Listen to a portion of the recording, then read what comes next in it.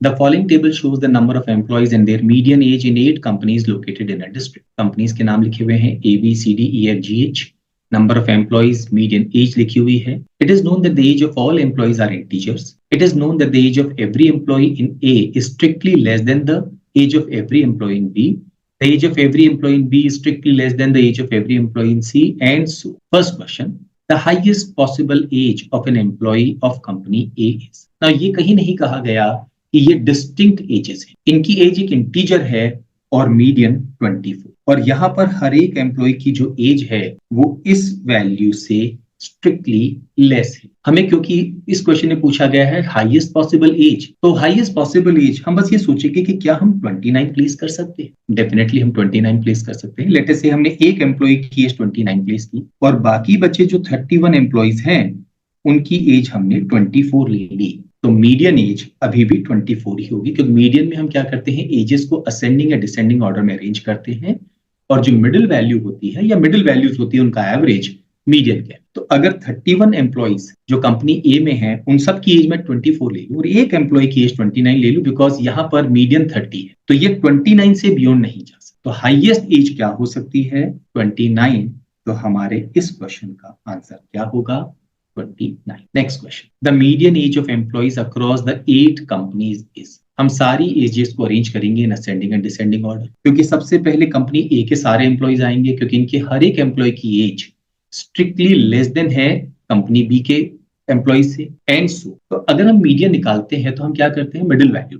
Now यहाँ पर हम एक काम कर सकते हैं, हम केवल ऐड करना शुरू करें. 32 और 28 60 एंड 43, ये हो गया 103. ऐसे ही अगर हम इधर ऐड करते हैं तो 23 एंड 16 39 एंड 29 68 एंड 35 103. इसका मतलब है हमारा जो मीडियन होगा वो यहाँ पे कहीं बीच में है, क्योंकि ये जो 39 वैल्यूज हैं इनके पहले 103 वैल्यूज हैं और इनके बाद में भी 103 वैल्यूज हैं. तो इसे और इसे तो हम इग्नोर करते हैं. अब हम इस 39 वैल्यूज जो आई है इनमें जो मीडियन होगा उसको देखना, और हमें मालूम है इन 39 जो एम्प्लॉइज की नंबर ऑफ एम्प्लॉइज हैं उनका मीडियन हमें क्या गिवन है, 45.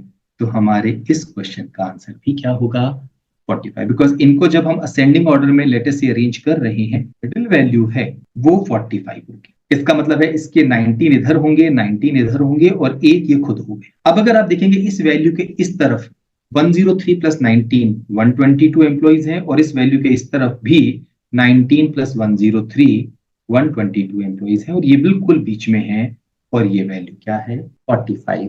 तो हमारे इस क्वेश्चन का answer 40. Next question. In company F the lowest possible sum of the ages of all employees. हमें एफ के जो एम्प्लॉइज हैं उनकी एजेस को मिनिमाइज. नाउ मिनिमाइज हम कैसे कर सकते हैं, यहाँ पर ये 54 होने का मतलब है टोटल 29 मेंबर्स हैं, तो जो मिडिल में पर्सन है उसकी एज 54, उसके पहले 14 पर्सन हैं और उसके बाद में भी 14 पर्सन हैं. नाउ क्योंकि हमें सम मिनिमाइज करना है तो हम एक काम करें, ये जो 14 पर्सन हैं इनमें से हर एक की एज 54 ही ले लें, क्योंकि अगर हमने 54 से जरा से भी किसी एक को बढ़ाई तो सम बढ़ जाएगा. हम उसे मिनिमाइज करना चाहते हैं. ये जो 14 एम्प्लॉइज हैं उनमें से हर एक की एज 54 ले लें, और ये जो 14 एम्प्लॉइज हैं इनकी हम लोएस्ट एज जो ले सकते हैं वो एज होगी 50. ऐसा क्यों, क्योंकि यहाँ पर मीडियन 49. तो हम कोशिश ये करेंगे, हो सकता है जो ई है उसके सारे एम्प्लॉइज की एज 49 हो जाए तो मीडियन 49 आ जाए, और फिर हम कहें एफ के जो एम्प्लॉइज हैं उनकी एज 50 50 50.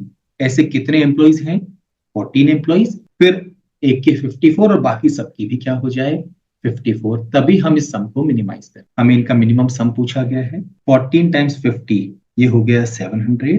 14 प्लस 1 15 टाइम्स 54, ये 750 एंड 60 810 प्लस 700. हमारे इस क्वेश्चन का आंसर क्या होगा, 1510.